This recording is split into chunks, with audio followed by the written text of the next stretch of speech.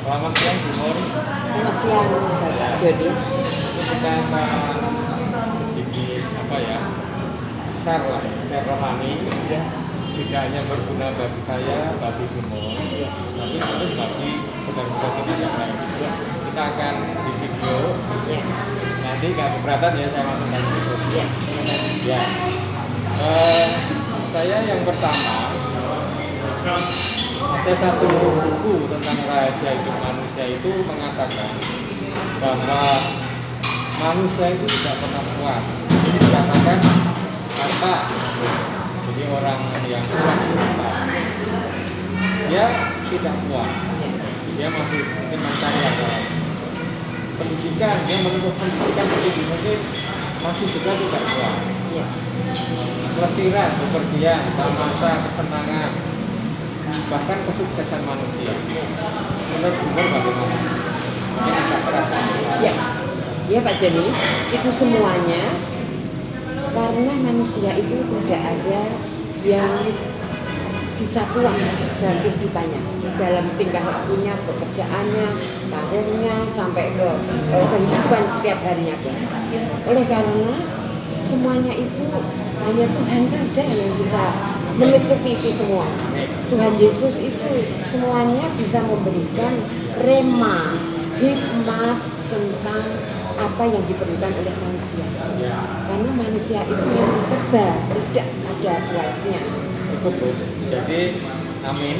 Jadi ternyata Gubernur mengatakan bahwa hanya Allah yang memuaskan.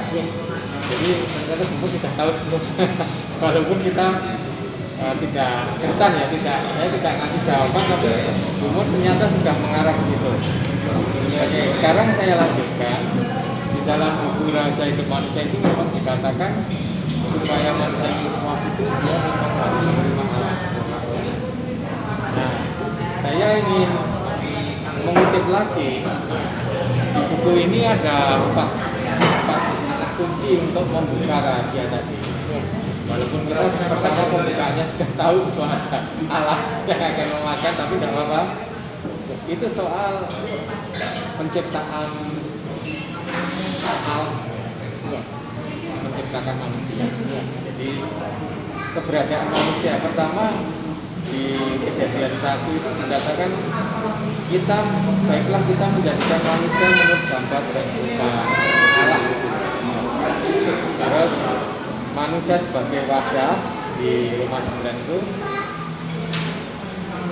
justru untuk menyatakan kekayaan kemuliaan atas bejana-bejana belas kasihannya yang telah dipersiapkannya untuk kemuliaan, yaitu kita ada bejana-bejana belas kasihan.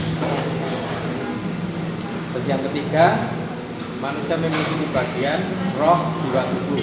Seperti di 1 Tesalonika 5 ayat 3 itu, semoga roh, jiwa, dan tubuhmu terpelihara sempurna. Bagaimana pandangan itu soal pertama, manusia diciptakan berupa gambar Allah, wadah Allah, juga bagian-bagian manusia. Ya, manusia diciptakan serupa dengan itulah Allah yang maha ajaib, maha luar biasa, supaya Allah itu bisa dikenal oleh manusia dan bisa merangkul manusia, bisa bersahabat dengan manusia. Allah yang Tuhan Yesus sendiri itu yang menjelma. Kalau kita sudah tahu menjelma itu bagaimana, karena Allah ada berupa roh. Jadi dengan apapun Allah itu mempunyai otoritas, Allah bisa menjadi manusia. Karena manusia bisa juga kenal dengan Allah, begitu sebaliknya. Sehingga Allah itu bisa menyelami, memahami dengan Allah. Itu yang dikehendaki Allah. Tapi tidak mudah manusia itu menerima Allah, karena Allah mempunyai Allah-nya. Dengan manusia itu masih menunjukkan kemanusiaan. Ya, baik. Sekarang anak kunci kedua itu mengenai manusia yang sudah jatuh dosa.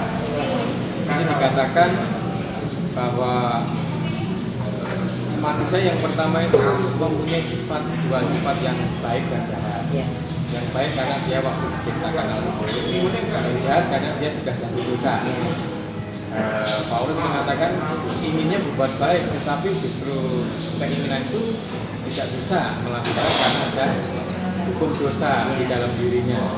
Nah, akibat dosa, akibat kejatuhan dosa ya, itu di sini dikatakan dalam buku itu adalah roh manusia itu mati. Ya. Kemudian yang kedua, pikiran manusia senantiasa memberontak kepada Allah, tidak menurut. Ini yang diselamatkan ya. Kemudian yang ketiga, dosa menyebabkan tubuh manusia berbuat dosa. Jadi ada dosa, perbuatannya itu menghasilkan dosa. Bagaimana menggunakan? Ya. Terdahulu Adam dan Hawa, kalau menurut dengan Allah, dengan firman Allah, kita manusia ciptaannya tidak akan berdosa. Oleh karena dia itu melanggar, memetik buah yang terlarang, sehingga itulah Tuhan mengutuk manusia itu, sehingga yang dulunya tidak punya malu jadi punya malu. Dengan adanya memetik buah pengetahuan baik dan jahat itu, manusia si Adam dan Hawa itu jatuh ke dosa. Jatuh dosa upahnya adalah maut ataupun mati. Yang dimaksud mati itu bukan mati langsung dikubur, langsung tidak. Mati akal, mati rezeki, mati kepandaian, mati segalanya di dalam rohnya kehidupan manusia itu mati, sehingga tidak akan tumbuh kalau tidak ditolong oleh Tuhan Yesus Allah sendiri. Ya. Kemudian anak kunci ketiga itu soal penebusan Kristus. Yang pertama, siapakah Kristus itu? Kristus adalah penyelamat, Kristus juga adalah perwujudan Allah Tritunggal. Dia menginkarnasi menjadi manusia, jadi dia Allah yang 100%, juga manusia yang 100%, bukan manusia jadi-jadian, bukan tidak punya keilahian, tetapi punya keilahian.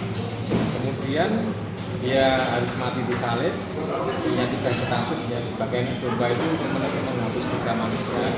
Kalau dulu perjanjian lama domba yang dikorbankan per hari.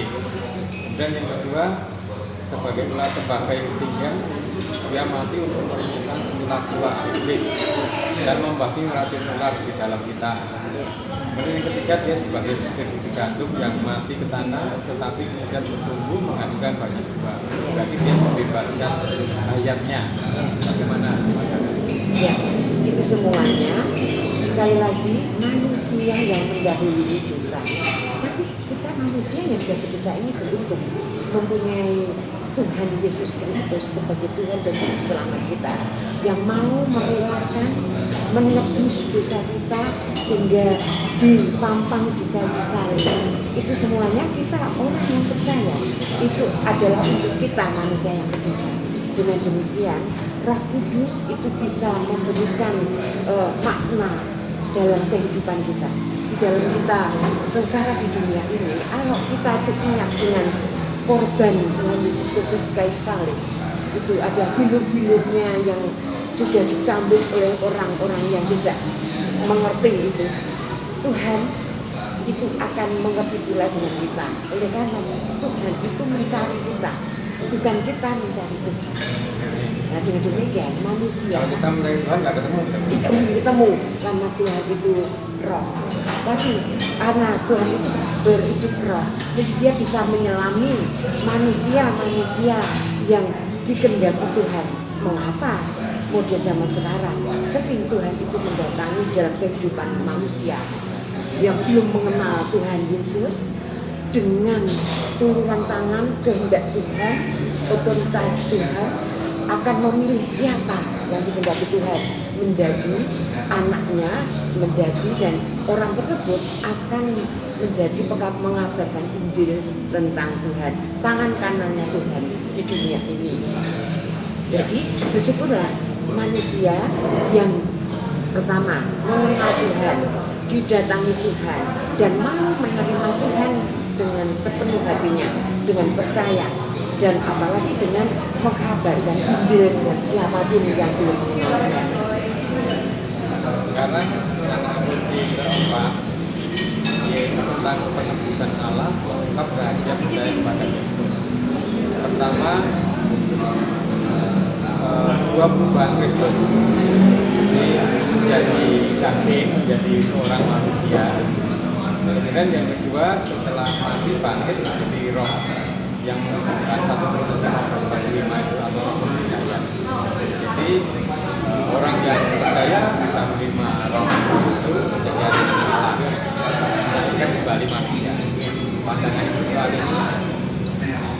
Ya, itu otoritas Tuhan juga.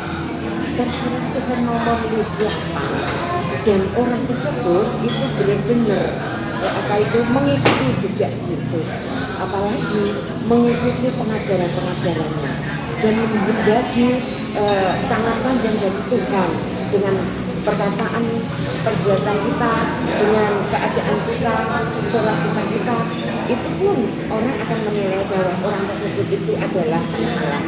Dengan demikian, Tuhan Yesus memakai kita itu sebagai Allah, sebagai anak yang dipilih. Dengan demikian, kita akan menjadi apa ya?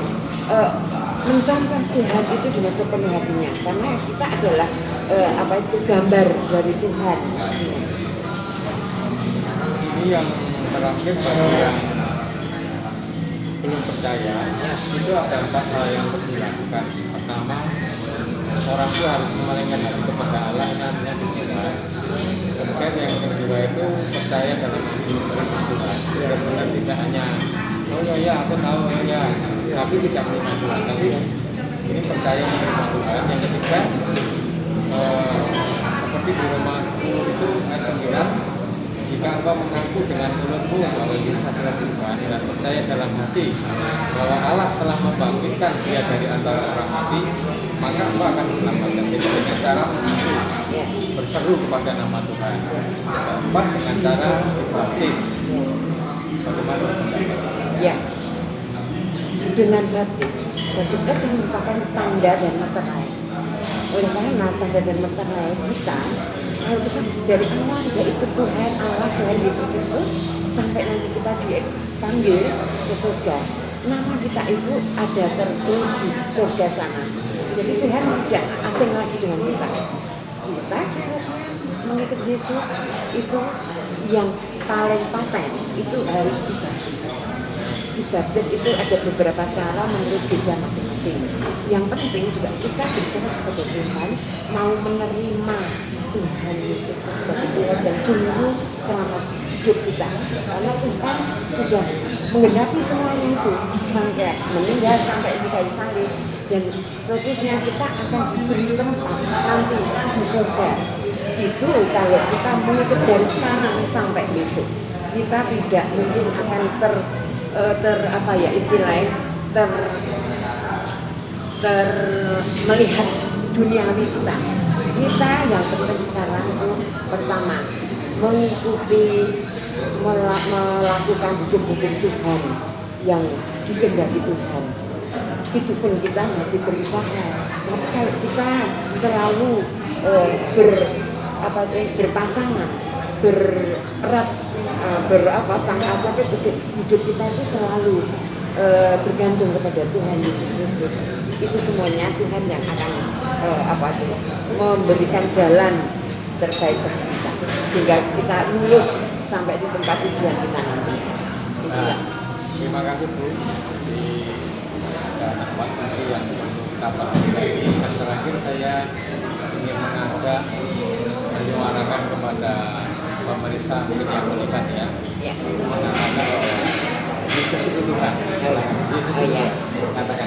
Yesus itu Tuhan. Mari mengikuti acara ini karena kita dipakai Tuhan. Jangan sia-sia. Dari sekarang sampai besok kita mengikuti Tuhan. Karena Tuhan adalah yang punya dunia ini. Mau ikut siapa lagi kalau tidak ikut Tuhan?